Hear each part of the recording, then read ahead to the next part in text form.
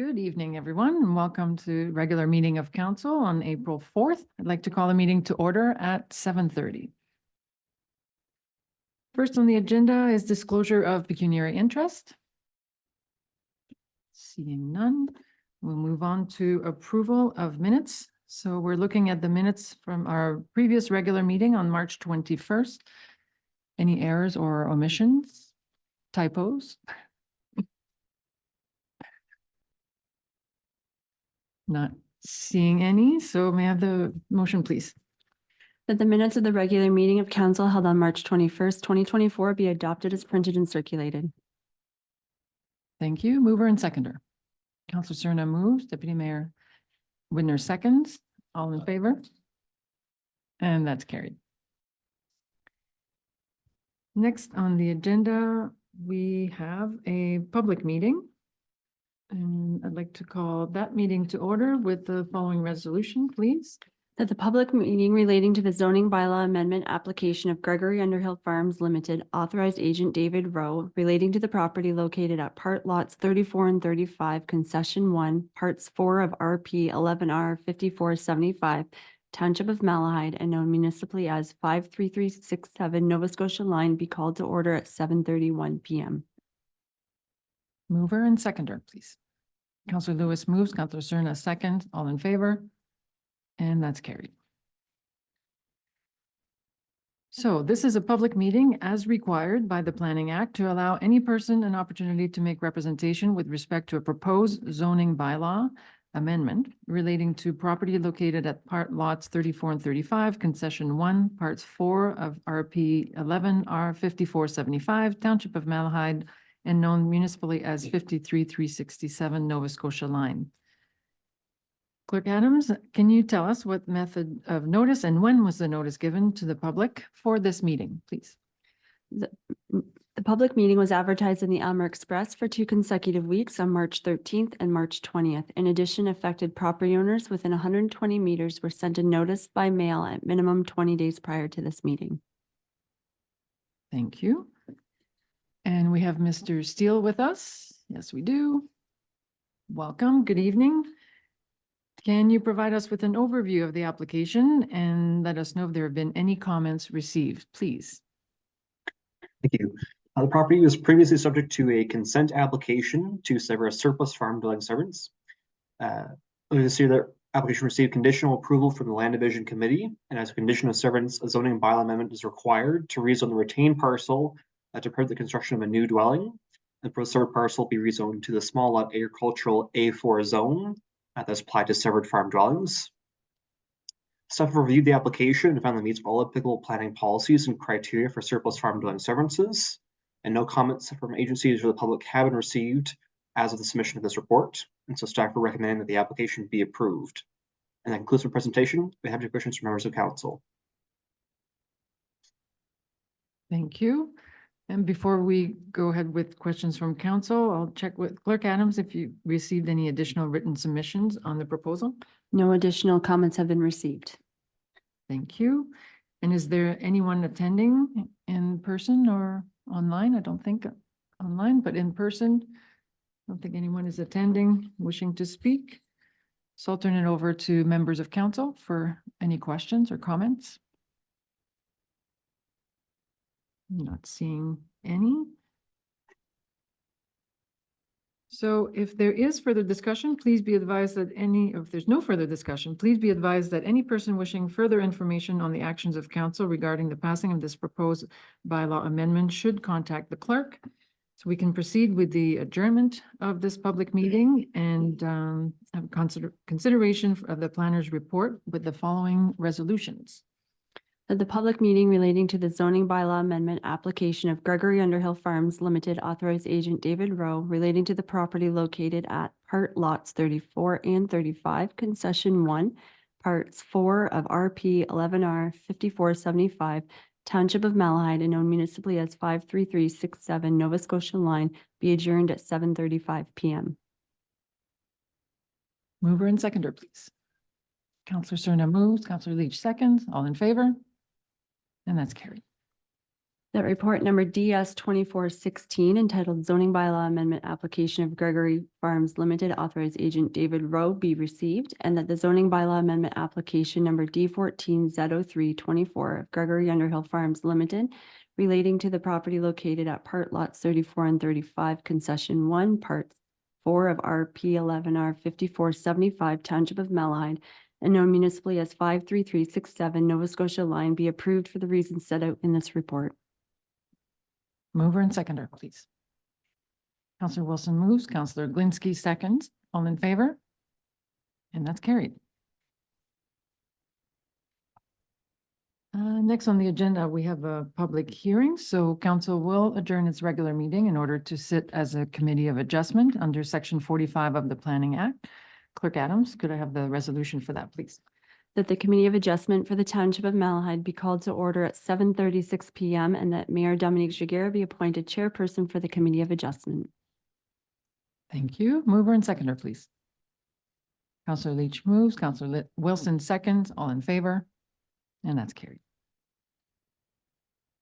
So the purpose of this hearing is to consider an application for minor variance as submitted by Pam and Len Bartholomew relating to the property located at north part of Lot 5, Concession 6, Part 1, RP 11R 3415, Part 1, RP 11R 3439, in the Township of Malahide and being known municipally as 48073 Talbot Line. Mr. Steele, can you provide us with an overview of the application, please? Thank you. The subject lands contain an existing dwelling and a detached garage, and the owners are proposing to construct a new 18 square meter accessory shed towards the rear of the property. The septic system is located in the rear yard, and the Ontario Building Code requires a minimum setback of 5 meters between any building and the edge of septic beds. And so as a result, the owners are proposing a reduced interior yard setback of 1.5 meters to the eastern lot line in order to accommodate the proposed building. It is noted the adjacent property to the east contains an industrial use, and there's likely to be greater impact of an industrial use on the subject lands compared to any impact of the proposed accessory structure on that adjacent property. Additionally, it is noted there is an existing fence and mature vegetation buffer that would screen the proposed accessory building from adjacent lands. And so staff have reviewed the application and are the procedures and that meets the 4 tests of the minor variance applications under the Planning Act, being that it maintains the general intent and purpose of the official plan and zoning bylaw, that is minor in nature, and the proposed development is desirable for the appropriate development and use of the subject property. No comments from agencies or the public have been received at the timing of the submission of this report, and so staff are recommending that the application be approved subject to standard conditions. And that concludes my presentation. If you have any questions from members of council. Thank you very much. Before we turn it over to members of the committee, I'll check if there are any, if the applicants or the agent wish to speak to the application. No, all I gotta say is that, we just moved in, okay? So Welcome. I'm not familiar with all this that's going on. Welcome. But on the side, the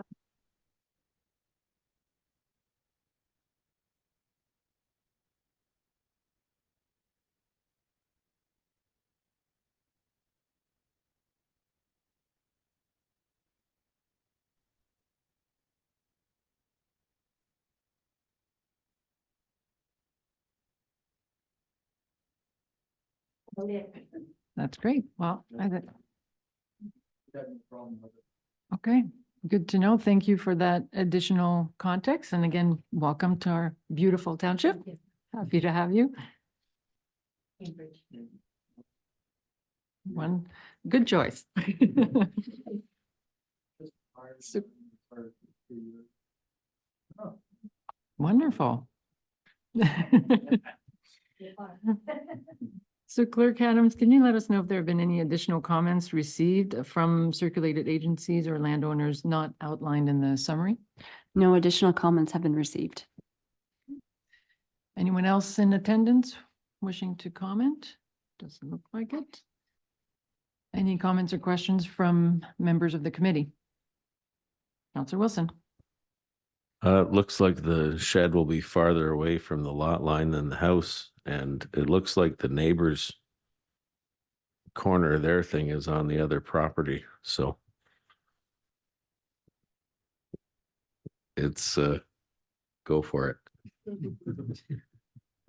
Yeah, and I don't know if you want to comment, Mr. Steele, but I think in your report you had alluded to some irregularities already but those were not part of this specific application. Is that correct? Through your worship, regarding the sort of accuracies of the parcel fabric and shown on part of the agenda package, the parcel fabric that's provided through Elgin County mapping does have some discrepancies, and maybe that's partially just the overlay of the aerial imagery on the parcel fabric. So those wouldn't be subject to the application. That may just be discrepancies within the mapping yet that we have access to. Right, right. So those are not always actual lines, property lines. Any further comments or questions from the committee? Seeing none, thank you everyone for being here in attendance and for your input. I'll now ask the committee to make their decision on the application. Clerk Adams, can you read the resolution, please?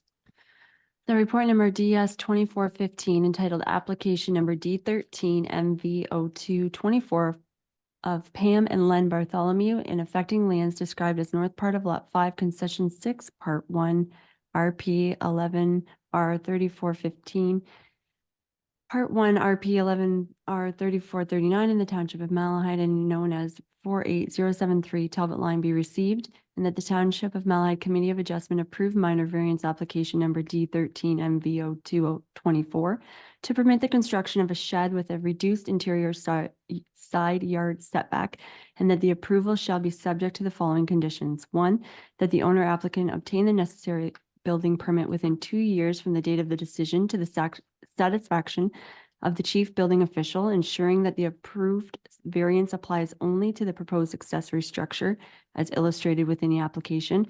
And that 2, the structure be constructed as per the details shown in the drawings as provided with the application, site location, and architectural detail to the satisfaction of the chief building official.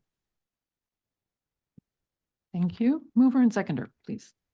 Councillor Serna moves, Deputy Mayor Whitner seconds, all in favor? And that's carried. Thank you again for being here. You're done. But you're welcome to stay for the rest of the meeting.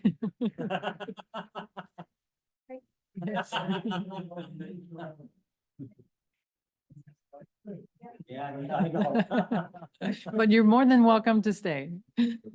Could I have the resolution to adjourn the meeting of the Committee of Adjustment, please?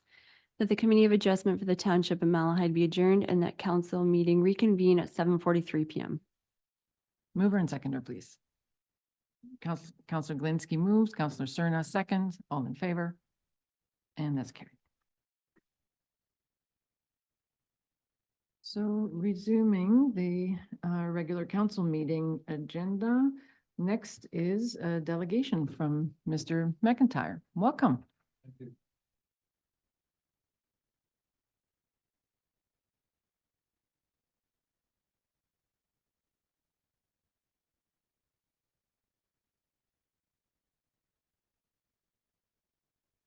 Figure it out.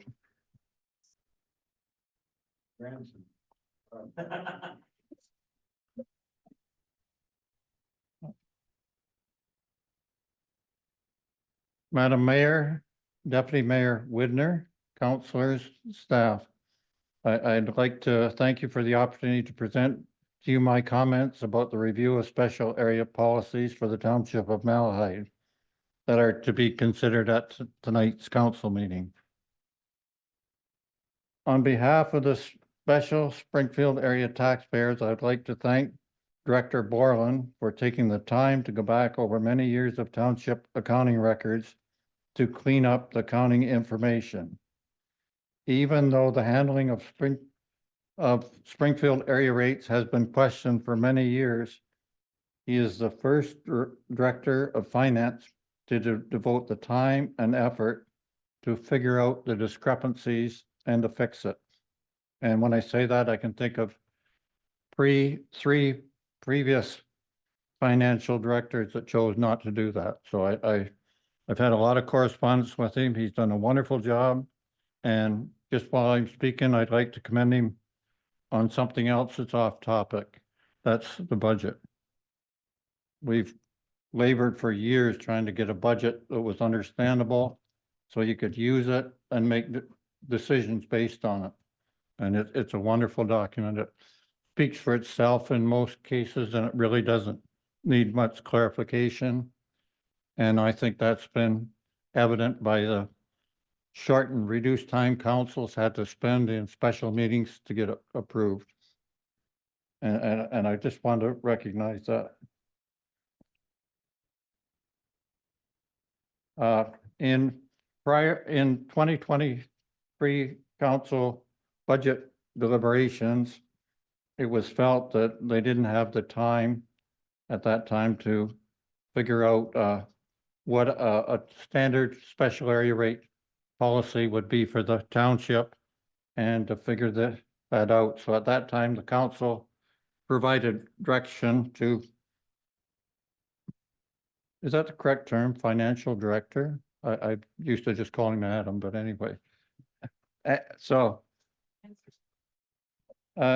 Report presented to council on March the 21st, along with the update to the report included in tonight's agenda provides the amount the Springfield special area rate was over levied for many years prior to 2023. This surplus has finally been identified and it represents an approximate overpayment by each household in Springfield of $600 over that period of time. It's interesting to note, and I just happened to go through and figure out the cost per year from 1999 to the present time of a house based on a $250,000 assessment. In 1999, the special levy in Springfield was $44.58. The highest it ever got was in 2011, which is $216.75. And now it's reverted back to $107.37. So I did calculate all these, and if anybody wants to challenge the figures, I'll gladly share them with them.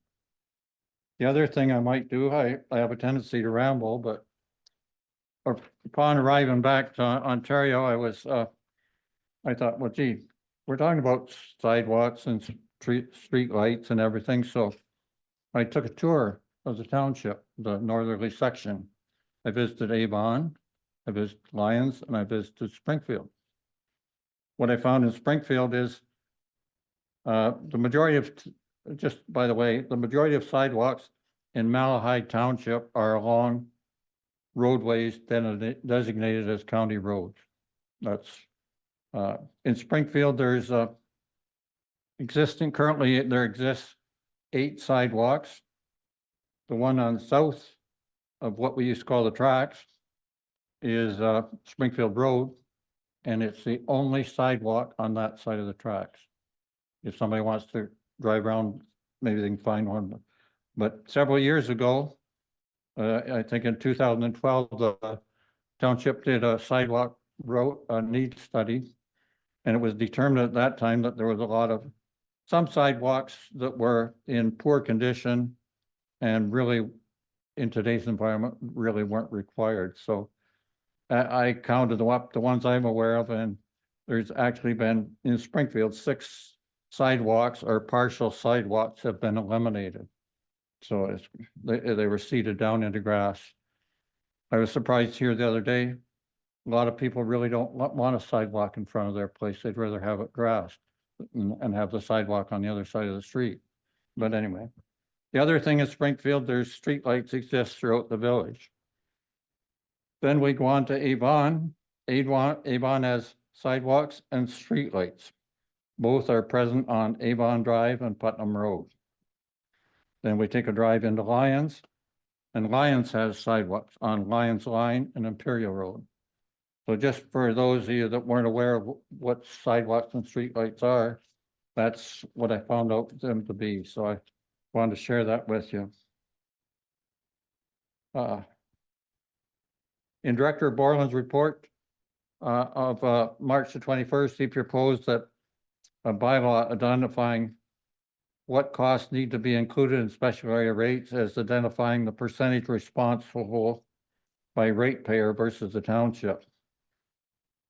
If nothing else is accomplished out of this exercise, I hope there's a standard overall policy for the whole township and everybody pays the same.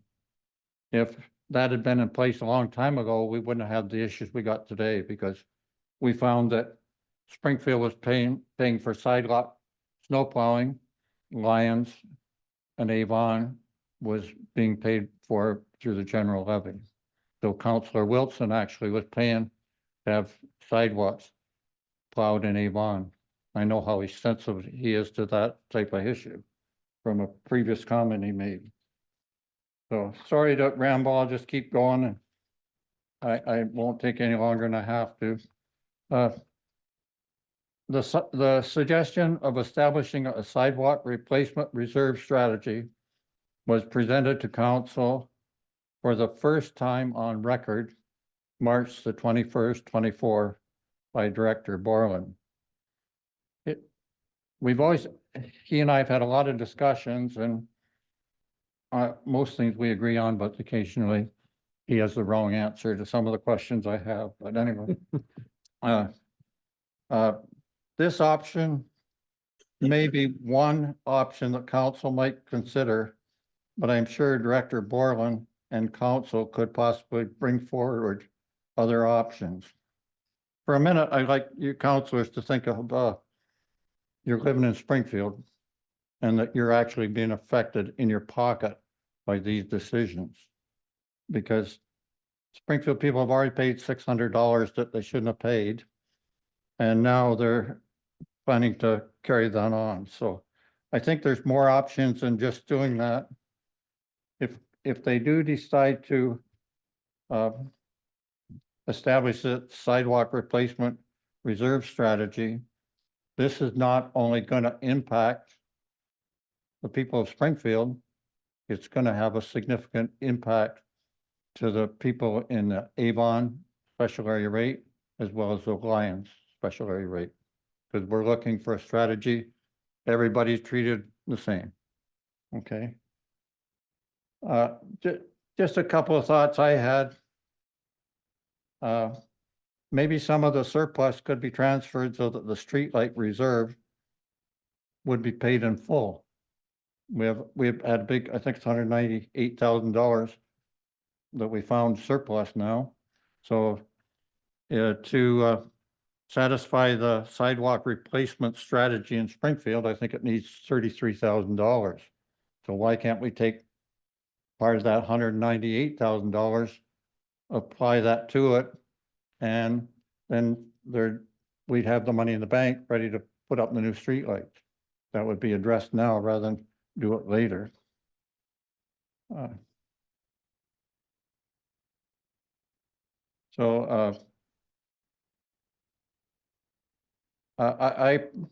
don't have the vision myself, and I doubt anybody does here. We're talking sidewalks that will need to be replaced in 40 years.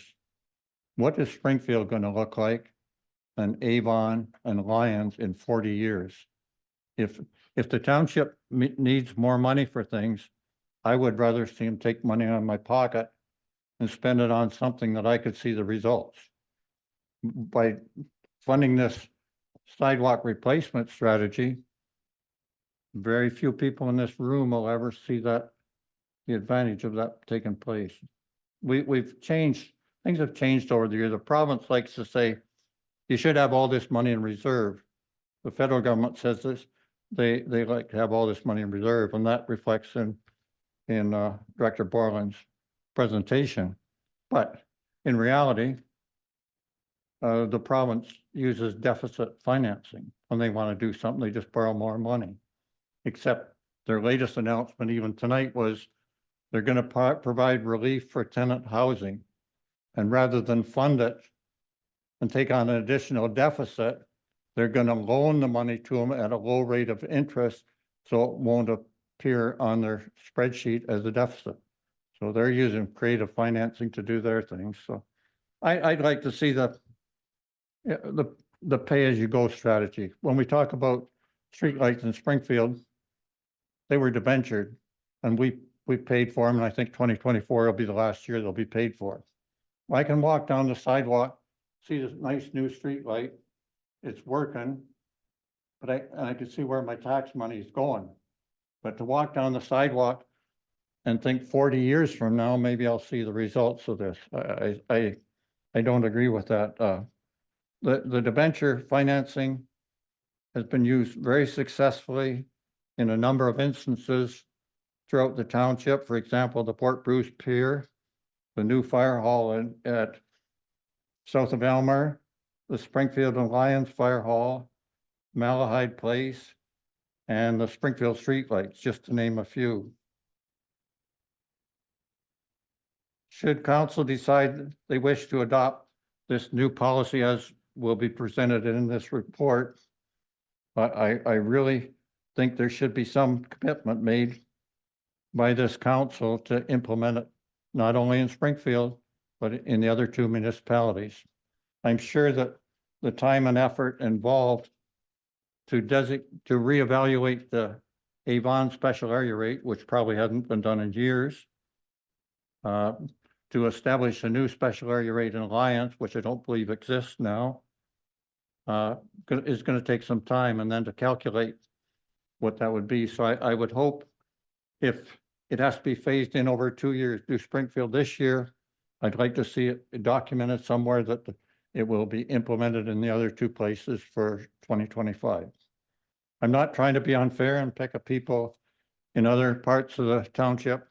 I'm just asking to be treated fairly, the same as everybody else. I'm sorry to ramble. I've tried to provide you with my thoughts. I'd like to thank you again for letting me allow this presentation. If there's any questions on what I've said, I'd be glad to answer them at this time. Or when Director Borland makes his report, if there's any questions at that time, and I was ever happened allowed to speak upon a request, I'd be glad to speak at that time. Thank you very much. Are there any questions now?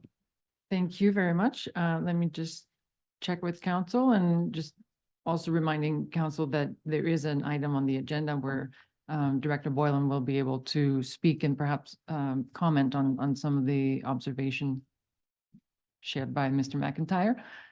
But while we have Mr. McIntyre at the podium, any specific questions? Councillor Wilson. Through you, Madam Mayor. I guess I have a few thoughts on it. Lyons and Avon are some spots, there's sidewalks. I'm not sure what Port Bruce has got going, or Copenhagen, but I have a feeling that when these special rates were brought in, South Dorchester really didn't have much of a street light or sidewalk thing going on, and neither did Malahide, but the village of Springfield did. So there were 3 municipalities that were amalgamated into one, and not all of their policies and bylaws quite lined up. So I have a feeling that that's where this discrepancy began. And yes, I'm glad that Adam has figured it out and got it all down to the interest accrued and all the rest of it. That's that's great. But I don't think that anyone was going out of their way to specifically hammer on Springfield. I think it was just that was what Springfield's policies were, and they just got continued. So now that we've come to the understanding of where the different levies have been accrued and where they're sitting now, I think it's fine to adjust from here on out. And I think it's hard to go back and do any refunds of who owed what over the last however many decades, because half the people the money be owed to aren't on this side of the dirt anymore. So anyway, what we can do moving forward is fantastic. Glad it's figured out. And if we need to adjust any other rates, I think it would be probably tricky to go about doing that. Because to say people that live in Port Bruce or Copenhagen or Lyons or Avon versus the number of people living there versus the number of sidewalks going in front of anyone's house versus what Springfield has as a separate village, that's sort of apples and oranges. So I guess that's it. Could I respond to that? But first of all, Counselor Uh, Wilson said yes, so I guess. oh, no. I read the procedure bylaws and you're supposed to ask the mayor and the mayor is supposed to allow it, so. Thank you But for that. actually, Permission granted. There officially. never was a special area rate in Springfield. It was part of the normal mill rate for the township. The special area rate evolved after the amalgamation. And if you check, I think Springfield special area rate is actually one of the few that has something like that in the province of Ontario. If you talk to your neighbors, neither one of them have a special area rate. Even in a rural municipality, there's no special area rate for sidewalks. If you need sidewalks, they pay for it out of the general mill rate. If you need guardrails out in the township, you pay for it out of the general mill rate. It's all part of the same thing. So I don't know. And I guess one thing I forgot to mention is another option that I meant to bring forward is that I would, once the cleanup of the accounting has been accomplished, it still would be an option for the council to wrestle again about eliminating the special area rate for the village of Springfield. That's still an option. And I didn't clearly understand about Councillor Wilson's comments about whether he agreed there should be a special area rate in Lyons and Avon, or whether there shouldn't be. I didn't understand that because it's virtually sidewalks for the people of that village. Most of the people in Springfield don't have a sidewalk in front of their place, but yet they still contribute heavily towards it. The farmers pay a special levy in Springfield. If you own a farm in Springfield, you pay for streetlights and sidewalks. So I just wanted to clarify whether he was saying he supported that or he didn't, or maybe I'm not allowed to ask that. I couldn't understand. I understood what he said till it got to that point, and then he made, and if there is other special areas, I'm sure between the staff here will be able to identify those and they could be dealt with too. But as far as I'm concerned, having streetlights in Avon and having sidewalks in Avons or Lyons are exactly the same as Springfield. There's no difference. They're put there for the use of the people. And I know people living outside that area do not want to contribute towards them.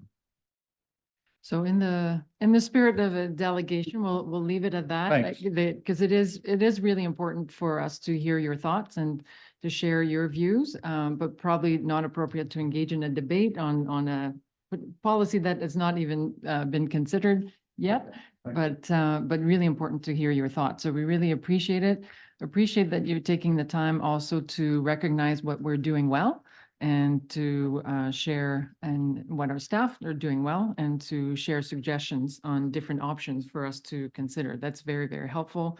And the whole approach, I think, is very productive and helpful. So really, really appreciate it. Lots of food for thought for discussion later this evening, but also future considerations on the whole philosophy of special area rates. Okay, so resolution to receive the delegation, please. That the delegation from William McIntyre relating to the Springfield Special Area Levy be received for information. Mover and seconder. Counselor Wilson moved, Counselor Leach seconds. All in favor? And that's carried. I lost my page. Okay, we now move to reports of departments. The first report, oh, it's from Director Boylan. So we'll begin, the first report, I believe, is the 2023 investment reporting. Mr. Boylan, please. Thank you. The purpose of this report is to provide council a summary of the township's investment activities for 2023. While reserve funds aren't in use, we invest them in accordance with the township's investment policy. Each year, investment earnings are deposited back into reserves, which helps offset the cost of infrastructure, which would otherwise be borne by through taxes and rates. We last updated our investment policy midway through 2022. The two main outcomes of that review were to retain less cash on hand, instead by diverting a greater proportion of our funding to investment holdings as opposed to bank accounts, and allow for a greater portion of the township's funds to be held in equity or stock investments to generate better long-term investment returns. So this strategy has worked well for us thus far. We had a strong year in 2023 with a 10.52% return on our investments, which generated approximately $723,000.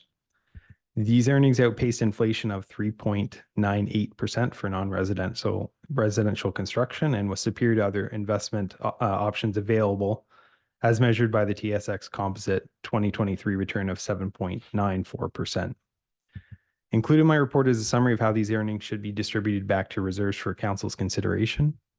Due to high interest rates during 2023, our cash holdings also generated significant interest income, approximately $273,000. So in total, the township earned about $1 million in interest and investment income during 2023.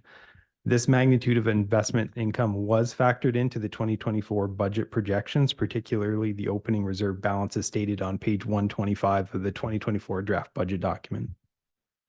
So in summary, this is a good news story for the township. My hope is that our investments will continue to perform well so we can mitigate the financial impact of some of our potentially significant capital projects forecasted over the next few years. Thank you.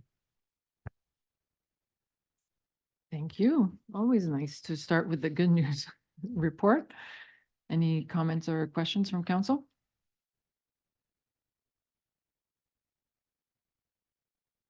Councillor Cerna. I just think Bill should have left the room before we heard that report. Well, and I do see that recommendation from staff is to use part of that return towards the Springfield special area rate.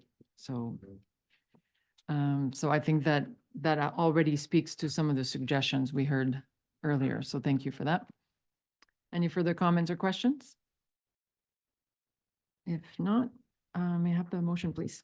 The report number FIN 24-11 entitled 2023 Investment Reporting be received, and that the township's 2023 investment earnings be distributed to reserves as recommended in report FIN 24-11. Mover and seconder. Councillor Cerna moves, Councillor Glinsky seconds. All in favor? That's carried. Next is the report, the famous report on the Springfield Special Area Levy. Mr. Boylan. Thank you. So this is a follow-up report to our prior discussions on the special levy.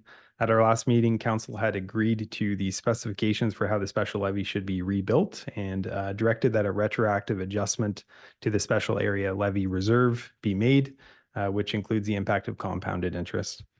So based on this direction, we're recommending a transfer from the township's capital reserve of $194,280. That's coming from the capital reserve, which is a property tax funded reserve.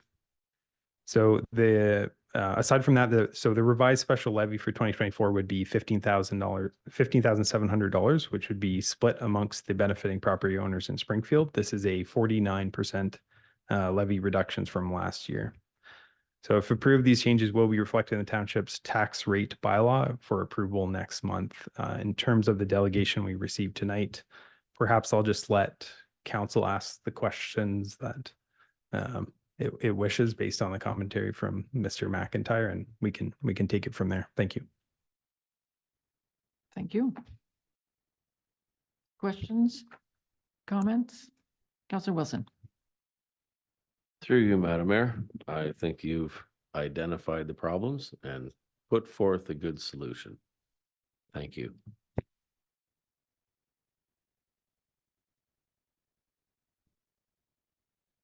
Yeah, and I think we mentioned it at the last meeting, but never can never say it too often, but I think I echo Mr. McIntyre's sentiment that this has been a bit overdue and has been requested before, but we really appreciate that this has been looked after, and it once again looks very clear and fair.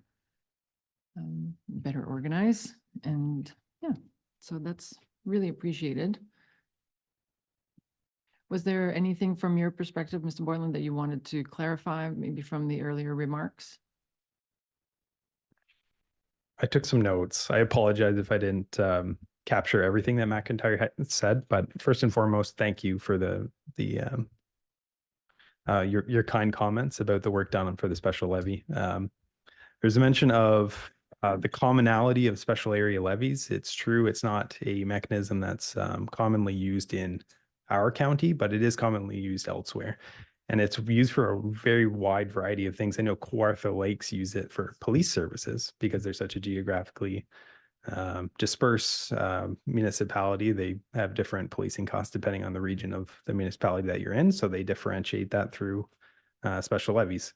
Fire, extremely common, recreation, streetlights. Don't see a lot of sidewalks, to be fair, but it's a perfectly acceptable use of that piece of legislation. Contributions to reserves for pay-as-you-go. So the suggestion was that we reduce our special levy for the portion that we'd be contributing to reserves, and then once streetlights and sidewalks come due for replacement, we would just fund them through debentures at the time. The problem with that is you could do that for streetlights and sidewalks. They're a relatively low cost item in the grand scheme of things for the township, but you can't apply that funding methodology for everything across the township. So my recommendation for contributions to the special levy reserve are really in interest of fairness. We're treating streetlights and sidewalks like we treat anything else. A really good example is our sewer system. We're not going to have any significant contributions to our sewer system for the next 50 years. Does that mean we should not be contributing to reserves and wait to debenture major significant costs? Absolutely not, because those costs are going to balloon up. You're not going to get the investment income on your contributions throughout the years. Many decades of investment income is going to be foregone. And then the ratepayers at the time are going to have to deal with significant rate hikes to deal with infrastructure replacements because reserves weren't receiving contributions over the life of the assets. So this is the funding methodology that we use for all of our assets. I've applied it, I think, fairly and equitably to the special levy rate base as well. And I would stand by the recommendation in the report. I think that's about it. If there's any other questions, I'd be happy to answer them. Thank you for those comments and clarifications. And yeah, I think we saw today the value of the investment income then benefiting ratepayers in the long run and diminishing the need to increase the levy. So further comments? Councillor Lewis. Through you, Madam Mayor. I don't think I've ever heard of Avon being a growth area or Lyons being a growth area or all these other areas of being growth. So to put reserves away for a community that I believe is going to grow in the future, or hope it's going to grow in the future, would be supported myself for that reason alone, that we are looking for growth. I believe Malahide is unfortunately one of the lower ones in the province for growth right now. So we need to do things like this so we're capable of growing. Responsibly, as we like to say in Malahide, responsible growth. Any further comments or questions? Seeing none, may I have the motion? The report number FIN 24-12 entitled Springfield Special Area Levy be received, that $194,280 be transferred from the capital reserve to the streetlights and sidewalk reserve, and that council approve a special area levy in the amount of $15,700 to fund special service costs relating to streetlights and sidewalks in the village of Springfield. Mover and seconder. Councillor Wilson moves. Councillor Lewis second. All in favor? And that's carried. Thank you. I have one question.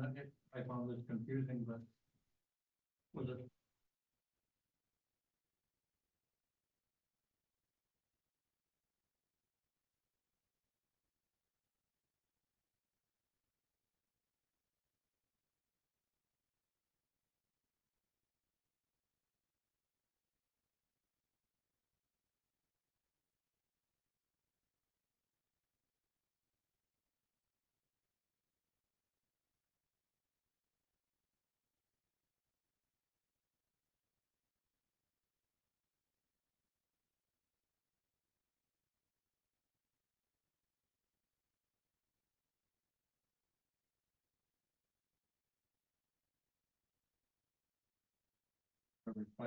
sidewalk replacement or not, I don't believe Yeah. that. I understand they approved this report. Right. I don't understand what the council, Right, the so, majority of council feels about that other Right. issue that would be part of and having so, a standard special area rate for all the townships. Yeah. None of the crap about this place. so, and Mr. that one. McIntyre, thank you.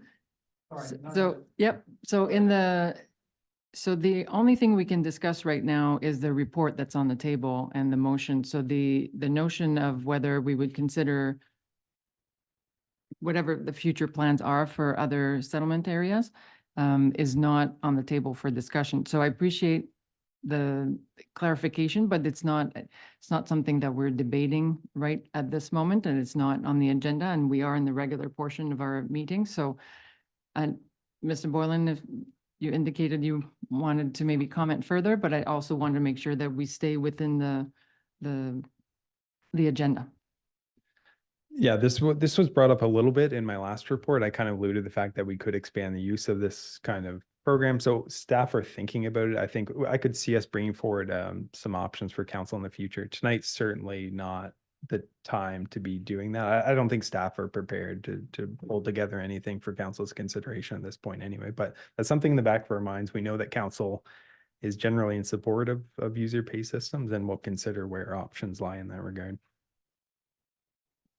Yeah, so thank you for that. So it's not to say that we're not going to discuss it, but it's just tonight we're not prepared. We don't have, information from staff. We're not prepared to have a debate on that topic and to provide clarification. So, but we'll look forward to engaging further discussion and hearing your thoughts on that as well.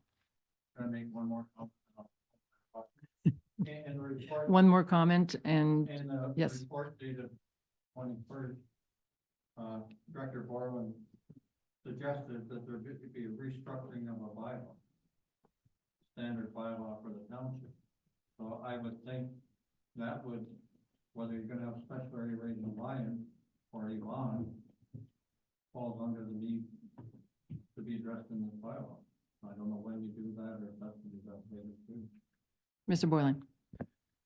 So the actual bylaw, it's going to become a schedule to our regular tax rates bylaw, which I cannot bring forward for approval right now. The county of Elgin has to do some stuff before we actually bring forward our tax rates bylaw. But I wanted it as an attachment to this mandatory regular bylaw that we look at every year so that we can't gloss over. We have to review it as part of our process. So right now there's no bylaw on the agenda for the actual approval of the levy, but it's going to be coming likely next month, subject to timing on the county. On the county's part. In terms of other special rates, we're not going to be in a position to approve any other special rates for 2024. That just won't happen. The timing, we're already into April. We've got to approve that bylaw by sometime in May. But that's something, again, we could look at in future years. Again, thank you for that clarification in terms of process. Great. Thank you again. Enjoy the hockey game. Or the ball game, whichever one's winning. So the next on the agenda is the budget approval. So back to you, Mr. Boylan. Thank you. This report is to recommend we formally conclude the 2024 budget deliberations through approval of a budget bylaw as required by the Municipal Act. So to recap, we approved the budget in principle as well as user fees over a month ago, and staff have already initiated their work plans. As we currently stand, residents would be expected to pay an increase of 4.56% more from last year's taxes. A breakdown of this figure is presented in my report. Council had also opted to defer formal approval of the budget until matters related to Springfield Special Area Levy and the complex could be further reviewed. So first, the result of Springfield Special Area Levy is to reduce the capital reserve by nearly $200,000, as we just went through in my report. So this is a completely unplanned withdrawal that could warrant an increase in property taxes. Thought about it. However, we're forecasting a higher than expected surplus for 2023. So I think an upcoming surplus will cover this transfer. And so ultimately, I'm not recommending any changes to the 2024 budget as a result of our transfer to special area levy reserve. Second, The EECC's 2024 capital budget was greatly reduced from an initial ask of 1.2 million to $369,000. Although this is a significant reduction, much of these project costs seem to be deferred to the next few years, and as opposed to cut in entirely. So I don't know if the board has landed exactly on the timing of some projects, so I think it would be a little too hasty to say that we have a budget cut on our hands here. Maybe as the plan forms up, maybe during next year's budget deliberations with the board, I could see it impacting maybe future rate recommendations.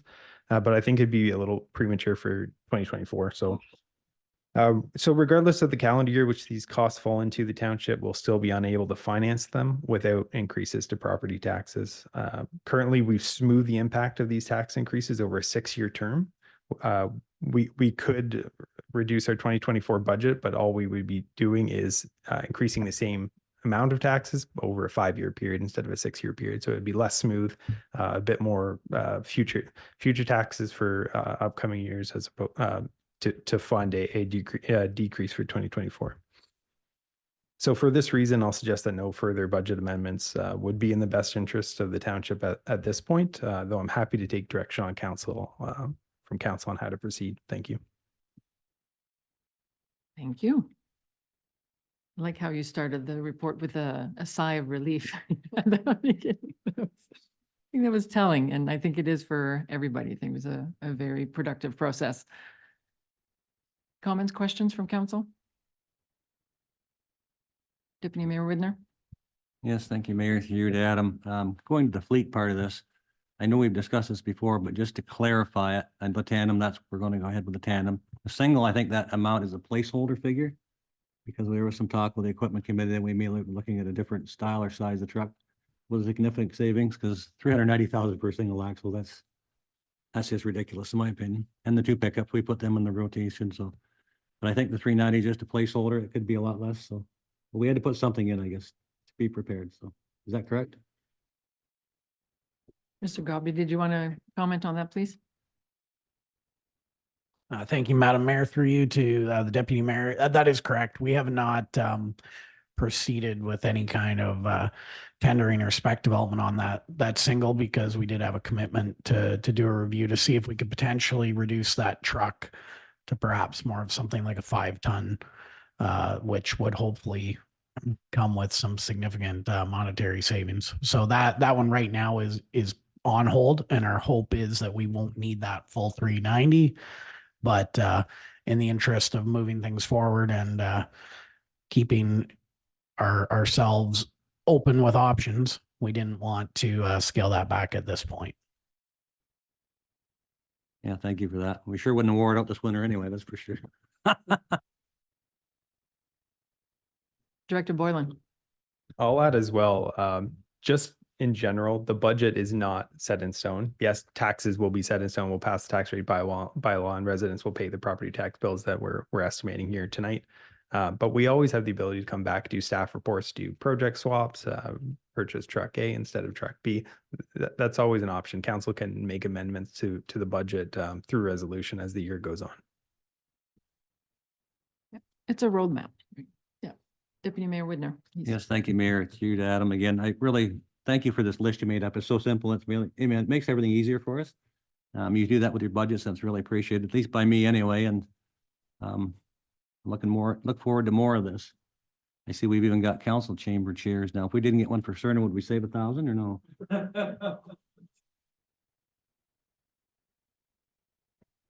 No, we save where we can, right? Any further comments or questions? Councillor Wilson? Through you, Madam Mayor. I appreciate how everything was laid out, where savings were found, where we needed to do things, where we could reduce things. It was like very meticulous and much appreciated.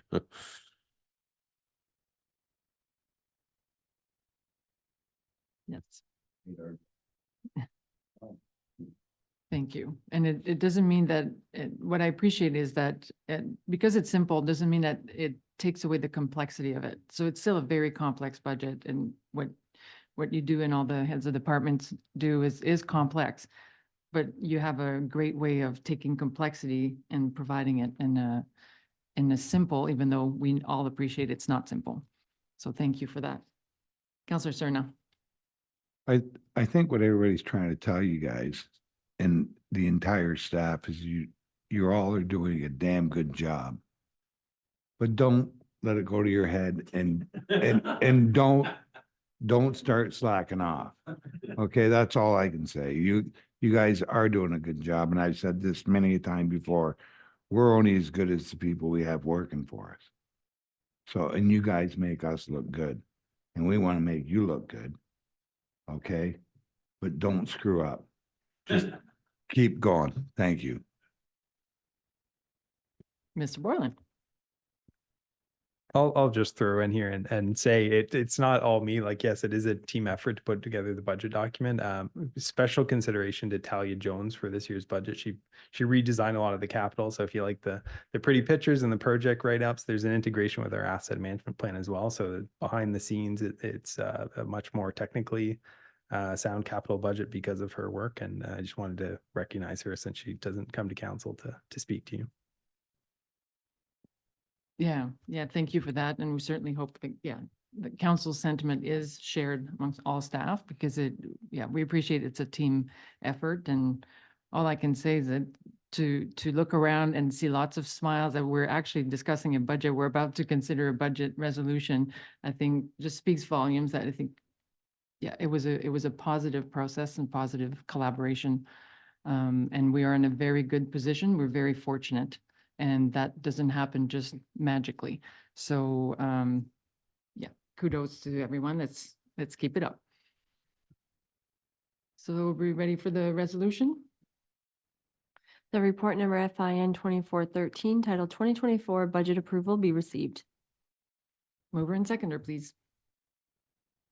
Counselor Glinski moves, Counselor Cerna seconds. All in favor? And that's carried. And thank you again. Next on the agenda is a report from our clerk on the social media policy.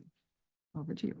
Thank you, Madam Mayor. This report follows a social media report shared with Council in February. The direction was to enhance outreach by expanding to additional social media platforms, resulting in a revised policy that reflects updated guidelines and standards.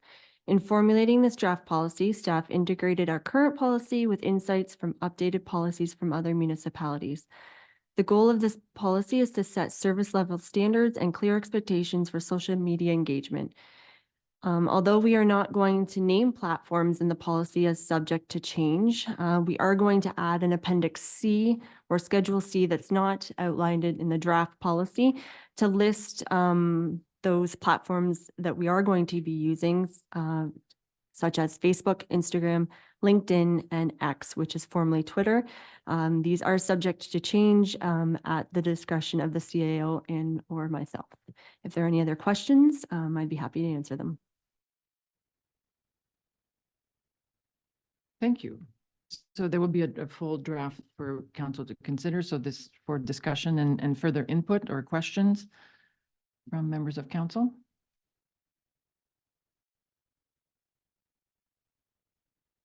So in naming, so I appreciate there would be an Appendix C. So in naming the platforms we're going to use, are we going to indirectly, so those will be the ones that we approve. So I think we're aware that many levels of governments of different municipalities have banned certain platforms, for example.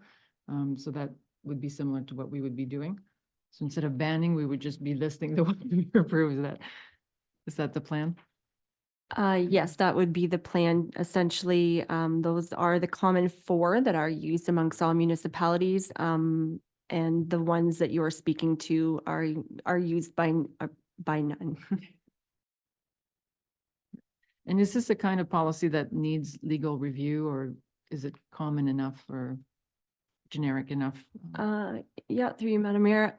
We are not obligated to do this review to get it looked at legally, but we can certainly have it reviewed to mitigate any potential risks. I did reach out to a few others who have put these together, And essentially, they have never done so, as it's more of a guideline and stipulating what we are to be doing and not doing. And otherwise, a lot of the times it is incorporated into the employee policy and council conduct policies. But that is up to the discretion of council. But it sounds like it may not be necessary to. But so maybe once we see the draft, it'll be clearer and we'll look for your recommendation on that. Thank you. Any further questions or comments? Seeing none, we have the resolution, please. The report number clerk 2404 entitled Social Media Policy be received, and that staff bring forward the draft social media policy for approval at an upcoming council meeting. Mover and seconder.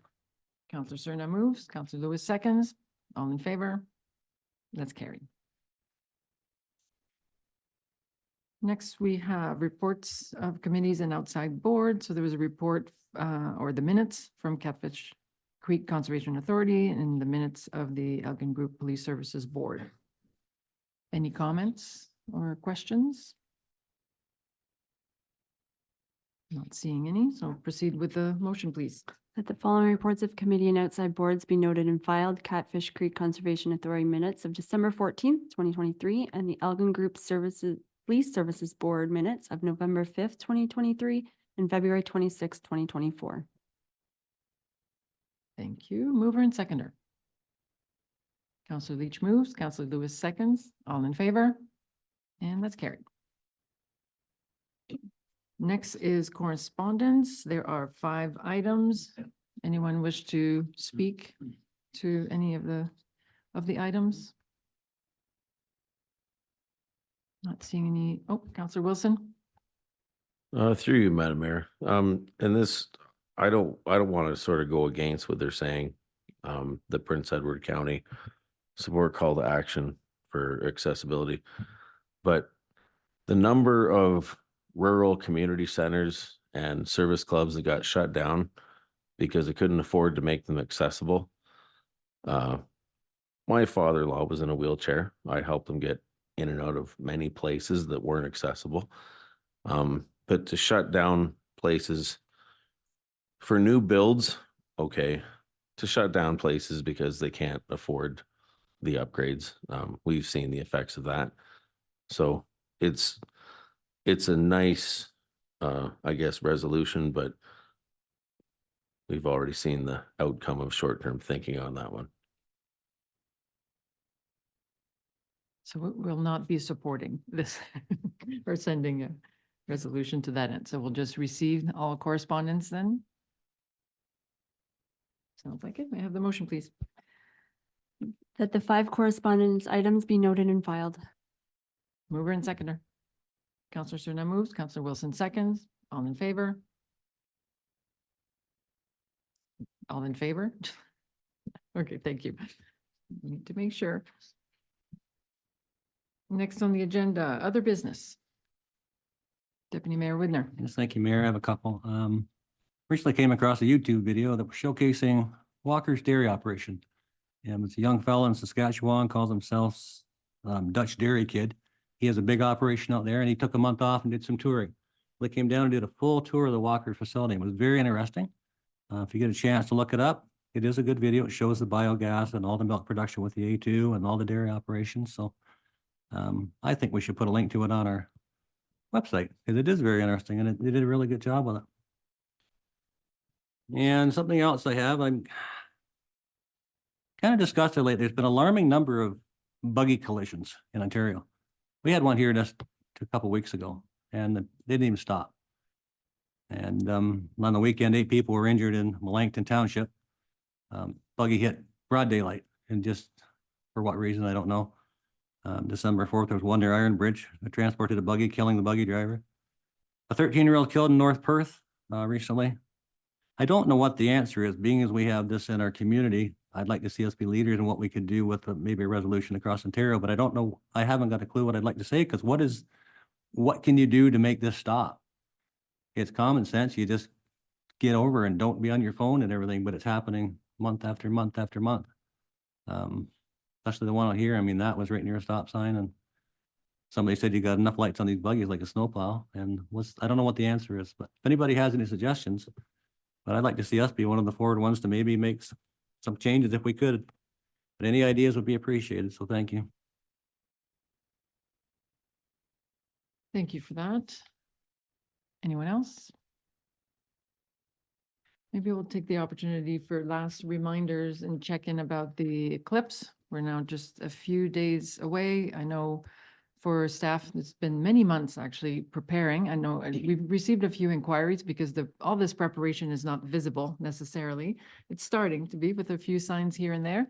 But so could we ask for a quick update from staff on the Malahide preparedness and maybe some tips and advice for our community and those visiting our community?